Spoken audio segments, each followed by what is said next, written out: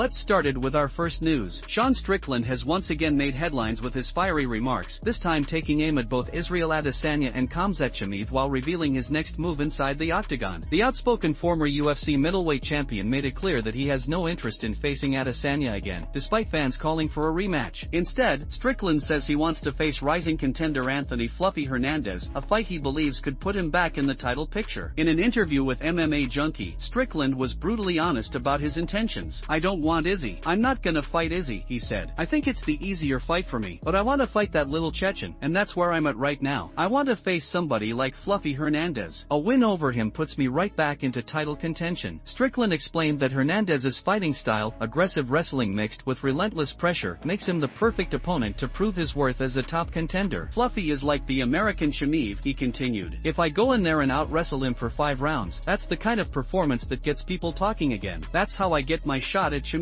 The American brawler didn't stop there. In typical Strickland fashion, he took verbal jabs at Israel Adesanya, dismissing the idea of another matchup with the former champion. "It doesn't matter, dude," Strickland said with a smirk. "He's coming off losses. I think Izzy should just go paint his nails, pet his dog, and be a superstar. I've got bigger goals now. I want to fight Chimaev." Strickland's comments make it clear that his motivations go beyond rankings or paydays. This is personal. He genuinely believes he's the only man capable of defeating Khamzat Chimaev, one of the UFC's most feared competitors. "It feels like a personal vendetta," he said. "I'm the only one who beats Chimaev, and he knows it. His camp knows it. Everybody knows it. I've trained and wrestled with the same guys he's gone up against, and I've handled them. He's going to steamroll everyone else, but not me." Strickland's confidence is as unshakable as ever. Known for his unapologetic personality and relentless pace inside the cage, he seems to thrive on controversy. His remarks about Adesanya and Chimaev have once again sparked debate among MMA fans, with many wondering whether his words are mind games or genuine conviction. Recent rumors in the MMA community have hinted that the UFC might consider matching Strickland with Hernandez in the coming months, a bout that could determine the next top contender in the middleweight division. With Chimaev now edging closer to a title shot himself, a dominant win for Strickland could set up one of the most intense and personal rivalries in recent UFC history. Sean Strickland may not be everyone's favorite fighter, but one thing is certain, he knows how to keep the MMA world talking. Whether it's calling out champions, mocking rivals, or chasing the next big challenge, Strickland's fire shows no signs of fading. His message is clear, he's not done yet, and if Khamzat Chimaev wants to prove he's the best, they'll have to go through him first. Before we jump into the next story, we have a small favor to ask. If you're enjoying the content, please give this video a like, subscribe to the channel, and tap the bell icon. It really helps us out, and ensures you'll never miss an update. Move on to another news. Paddy Pimblett recently shared his live reaction to Alex Pereira's stunning knockout victory over Magomed Ankalaev, a finish that once again reminded fans why Pereira is one of the most dangerous fighters in UFC history. During his reaction video, Pimblett expressed admiration for Pereira's power and composure, while also suggesting that the UFC as a whole is in a much better position with Poatan reigning as champion. The British star was clearly taken aback by how quickly Pereira ended the fight. "It's over. Oh my god, it's over already. Wow, that was fast," Paddy exclaimed as he watched the finish unfold. Like many fans, Pimblett expected a longer and more competitive fight. "I was thinking Herb Dean was going to jump in early for a stoppage, but he actually let it go on," he continued. "Ankalaev just didn't move. The elbows Pereira landed were absolutely brutal, beautiful technique, pure power. I thought Magomed was going to try to shoot for a single leg and wrestle up, but he never even got the chance." Pimblett went on to praise Pereira's strength and precision, acknowledging the Brazilian's incredible finishing ability. "He's just so strong and so powerful," Paddy said. "The way he generates force with those strikes, it's unreal. You could see Ankalaev freeze after that first clean shot. Pereira just has that kind of power where one mistake means the fight's over." While breaking down the fight, Pimblett made a broader point about Pereira's star power and impact on the sport. "Honestly, I think it's better for the UFC that Pereira is champion," he explained. "More people are interested when he's on top. Fans love watching him fight because he's exciting, he finishes people, and he's got that aura about him. He brings in views, he brings in hype, that's what the UFC needs." Paddy even hinted that Pereira's dominance could extend beyond the light heavyweight division. "It would be sick to see him go up to heavyweight and try to become a double champ," Pimblett said with a grin. "He's already made history at middleweight and light heavyweight, so who's to say he can't do it again? But I think he'll defend his light heavyweight belt at least one more time before moving up." The Liverpudlian also discussed the potential landscape of the divisions moving forward, referencing British heavyweight Tom Aspinall as a possible opponent if Pereira does make the jump. "You never know, lad," he said. "Tom could beat Stipe or whoever's next, and Pereira could call him out after defending his belt. That would be massive, but let's see what unfolds. There's so many possibilities right now." Pimblett wrapped up his thoughts by acknowledging that a potential move to heavyweight wouldn't be without challenges. challenges. If he does go up, someone like Tom Aspinall would be a tough fight, Pimblett noted. Tom's grappling and movement would be a big difference in that matchup. Pereira's striking is elite, but heavyweight grapplers can change everything. Overall, Pimblett's reaction highlighted both his respect for Alex Pereira's skills and his excitement about the UFC's current direction. In his eyes, Pereira's reign brings energy, unpredictability, and star power back to the sport. The UFC is just better off with Pereira as champion, Pimblett concluded. He's the kind of fighter fans want to watch, dangerous, exciting, and always ready to put on a show. Move on to another news. The tension between Ian Gary and Belal Muhammad is reaching new heights as the two prepare to face off at UFC Qatar on November 22nd. In a fiery video posted to Instagram, the undefeated Irish welterweight didn't hold back, calling Belal Muhammad an idiot for his past fight decisions and promising to knock him out to earn his long-awaited shot at UFC Gold. Gary began his message by explaining how the matchup came together, revealing that he initially had his sights set on a different opponent. The UFC offered me Sean Brady, Gary said. I said yes immediately. I even told them, let's make it a #1 contender fight. Let's make it public because that's exactly what I want. According to Gary, the promotion wasn't ready to commit to that stipulation, but he was quick to move on. They weren't willing to do that, he continued. So I said, no problem. I want to fight Belal. And when I knock him out, there will be no question left. My next fight will be for the world title. The confident 26-year-old, known as the Future, has been on an unstoppable run in the UFC, combining slick striking, calculated pressure, and supreme self-belief. But his latest comments show that Gary's ambitions aren't just about winning, he's out to make a statement. In his video, Gary took direct aim at Belal Muhammad's fighting IQ, referencing one of Muhammad's past performances that he believes exposed a major flaw. Belal Muhammad, when he was defending his world title in Montreal, Canada, thought that he could outbox a boxer, Gary said with a smirk. He was an idiot, and he was wrong. While Gary was likely referring to Belal's attempt to trade strikes with elite-level strikers instead of leaning on his grappling, the Irishman used the example to underline his confidence heading into their fight. I hope he tries to strike with me, Gary continued. If he thinks he can outbox me, that just makes my night easier. I'll knock him out faster. I hope he walks forward thinking he's got the better stand-up because that's when I'll put him to sleep. Gary's words reflect his trademark bravado, but behind the confidence lies a sharp strategy. He's well aware of Belal Muhammad's wrestling-heavy approach and believes that any attempt to go toe-to-toe on the feet would end disastrously for his opponent. Belal's good at grinding people down, but he's not going to do that to me, Gary added. He's never faced anyone with my timing, my precision, or my speed. I'm levels above him in the striking department. As the fight draws closer, this rivalry is quickly becoming one of the most anticipated matchups in the welterweight division. For Gary, a win over Muhammad, a top-ranked and highly respected contender, would solidify his place as the next in line for the welterweight title. And for Belal, it's a chance to silence one of the most outspoken and polarizing figures in modern MMA. Still, Ian Gary seems entirely unfazed by the pressure. His final message was short, sharp, and dripping with confidence. When I knock him out, there won't be any debate left. I'm the next world champion. Belal Muhammad is just another name on my record, and when we're done, everyone will know who the real future of this division is. With the animosity between these two only intensifying, UFC Qatar is shaping up to be explosive, and Ian Gary seems determined to prove that Belal Muhammad will regret ever stepping into the cage with him. Move on to another news. A major legal development has emerged in the case of MMA fighter Raja Jackson, who is now facing serious criminal charges following a violent altercation that left professional wrestler Psycho Stu hospitalized. According to prosecutors, Jackson could face up to 4 years in prison for his alleged role in the assault, which they describe as a brutal and prolonged attack. Authorities have confirmed that Jackson will be charged with felony battery causing serious bodily injury as well as misdemeanor battery. The felony charge alone carries a potential sentence of up to 4 years, while the misdemeanor could add an additional year behind bars. Prosecutors have also announced their intention to seek a sentencing enhancement on the grounds that the victim suffered great bodily injury, a legal factor that could significantly increase the potential punishment if Jackson is convicted. The incident reportedly occurred during a heated confrontation between Raja Jackson and Psycho Stu, which escalated beyond control. Witnesses claim that Jackson slammed Stu violently to the ground before striking him repeatedly. Court documents allege that Jackson punched Stu in the face more than 20 times, many of those blows coming after the victim had already lost consciousness. The aftermath of the attack left Stu with severe injuries. Medical reports indicate that he sustained multiple broken teeth, deep facial lacerations, and trauma to both the upper and lower jaws. Doctors also confirmed a fractured maxilla bone, which led to the loss of several teeth, as well as a deep cut to his upper lip requiring stitches. Stu was hospitalized for several days following the assault, and his family later revealed that he continues to experience significant pain and facial swelling, along with emotional trauma from the incident. Jackson was arrested last month in connection with the case and was later released after posting a $50,000 bond. However, the seriousness of the charges means that his legal troubles are far from over. over. If found guilty on both counts, especially with the enhancement, he could face a sentence exceeding 4 years. Legal experts note that the felony battery charge is particularly severe because it involves evidence of excessive force and clear intent to cause harm. The fact that many of the punches occurred after the victim was already unconscious could work strongly against Jackson in court. Prosecutors have also suggested that they may introduce video evidence and eyewitness testimony to support the charges, emphasizing the brutal nature of the assault. Meanwhile, Raja Jackson's legal team has yet to issue a full public statement, though sources close to the fighter have indicated that he may claim self-defense or argue that the confrontation escalated unintentionally. Regardless, the case has generated widespread attention within the combat sports community, with many expressing shock over the details of the alleged attack. As the investigation continues and the case moves toward trial, Jackson's future remains uncertain. A conviction could derail his fighting career and stain his public image permanently. For now, both the MMA and wrestling worlds are watching closely as one of their own faces the possibility of years behind bars for what prosecutors describe as a vicious, senseless act of violence. Move on to another news. In a stunning and unprecedented announcement, former U.S. President Donald Trump has revealed that the UFC will host a special event at the White House on his birthday, June 14, 2026. The statement immediately sent shockwaves through both the political and sports worlds, marking what could become one of the most unique and talked about moments in UFC history. Speaking to a crowd of supporters and reporters, Trump proudly declared, "On June 14 next year, we're going to have a big UFC fight at the White House right on the grounds of the White House." His announcement was met with loud applause, and while details are still emerging, this event could mark the first time a professional mixed martial arts card has ever been held on U.S. presidential property. The former president, a longtime friend and supporter of UFC President Dana White, has been closely associated with the organization for years. Trump's ties to the UFC go back to the early 2000s, when he hosted multiple events at his Atlantic City casinos during a period when the sport was still fighting for mainstream legitimacy. His continued relationship with White has remained strong, with Dana publicly endorsing Trump multiple times and Trump frequently appearing at major UFC events, often seated front row beside the promotion's biggest stars. While Trump didn't disclose specifics about which fighters or matchups could feature on the White House card, insiders speculate that the event could serve as a celebratory showcase featuring some of the UFC's most recognizable names. The symbolic choice of date, Trump's birthday, and venue, the White House lawn, seem designed to highlight his close connection to the organization and to celebrate combat sports as a distinctly American form of entertainment and competition. This announcement also adds an intriguing layer of crossover between politics and sports, an intersection that Trump has embraced throughout his career. His appearance at UFC events has often been met with raucous cheers, and many fighters, including high-profile names such as Jorge Masvidal, Colby Covington, and Kevin Holland, have publicly voiced their support for him. Hosting a UFC event at the White House would further cement Trump's image as a populist figure who aligns himself with the culture and energy of professional fighting. Analysts suggest the event could also serve as a major promotional opportunity for the UFC, potentially drawing international attention. A live fight card on the White House grounds would be a historic first, blending the worlds of sport, politics, and entertainment in a spectacle unlike anything seen before. However, questions remain about the logistics and permissions required for such an event. Security, crowd management, and the preservation of the White House grounds would pose significant challenges. It is not yet confirmed whether this would be a full-scale fight card with fans in attendance or a limited, invite-only exhibition event broadcast globally. Regardless of the details, Trump's announcement has already ignited excitement among fight fans and political observers alike. If it comes to fruition, the UFC's White House event on June 14, 2026, could become one of the most memorable moments in sports history, a powerful blend of showmanship, patriotism, and combat. As Trump put it succinctly, "It's going to be something special, the biggest UFC event ever, right here at the People's House."